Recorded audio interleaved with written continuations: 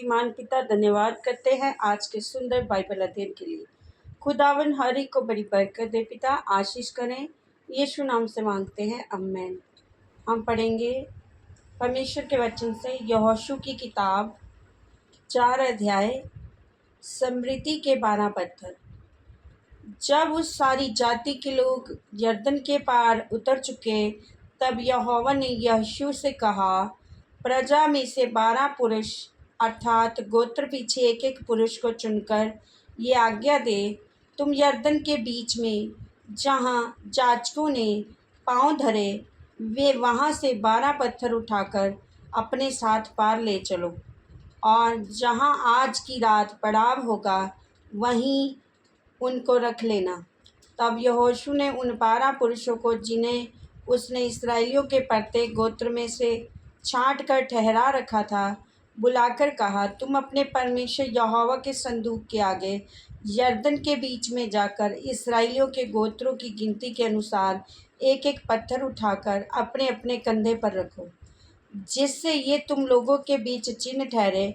और आगे को जब तुम्हारे बेटे ये पूछें इन पत्थरों का क्या मतलब है, तब तुम उन्हें ये उत्तर दो कि यरदन का जल यहोवा की वाचा के संदूक के सामने से 2 भाग हो गया था, क्योंकि जब वह यरदन पार आ रहा था तब यरदन का जल 2 भाग हो गया।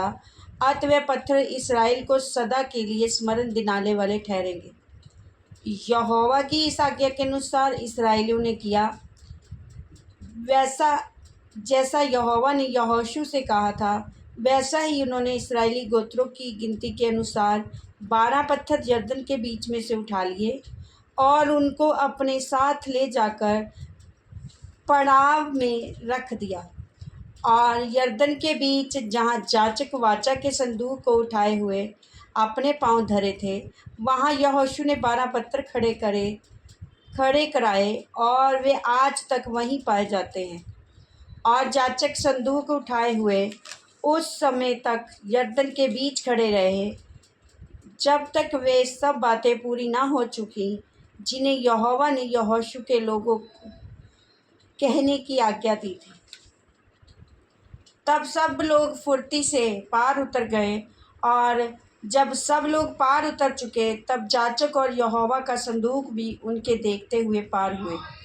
और रूबेनी, गादी और मनश्शे के आधे गोत्र के लोग मूसा के कहने के अनुसार इस्राएलियों के आगे पाँति बांधे हुए गए, अर्थात कोई 40,000 पुरुष युद्ध के हथियार बांधे हुए संग्राम करने के लिए यहोवा के सामने पार उतरकर यरीहो के पास से अराबा में पहुँचे। उस दिन यहोवा ने सब इस्राएलियों के सामने यहोशू की महिमा बढ़ाई, और जैसे वे मूसा का भय मानते थे, वैसे ही यहोशू का भी भय उनके जीवन भर मानते रहे।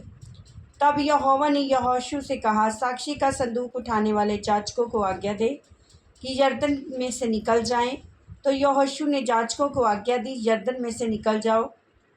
और ज्यों ही यहोवा की वाचा का संदूक उठाने वाले जाचक यरदन के बीच में से निकल आए और उनके पांव स्थल पर पड़े, त्यों ही यरदन का जल अपने स्थान पर आया और पहले के समान नदी के ऊपर फिर बहने लगा।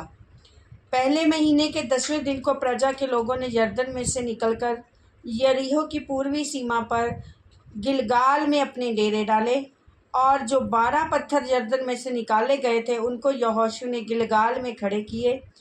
तब उसने इस्राएलियों से कहा, आगे को जब तुम्हारे बाल बच्चे अपने पिता से ये पूछें कि उन पत्थरों का क्या मतलब है, तब तुम ये कहकर उनको बताना, इस्राएली यरदन के पार स्थल ही स्थल चले आए थे, क्योंकि जैसे तुम्हारे परमेश्वर यहोवा ने लाल समुद्र को हमारे पार हो जाने तक हमारे सामने से हटाकर सुखा रखा था, वैसे ही उसने यरदन का जल भी तुम्हारे पार हो जाने तक तुम्हारे सामने से हटाकर सुखा रखा।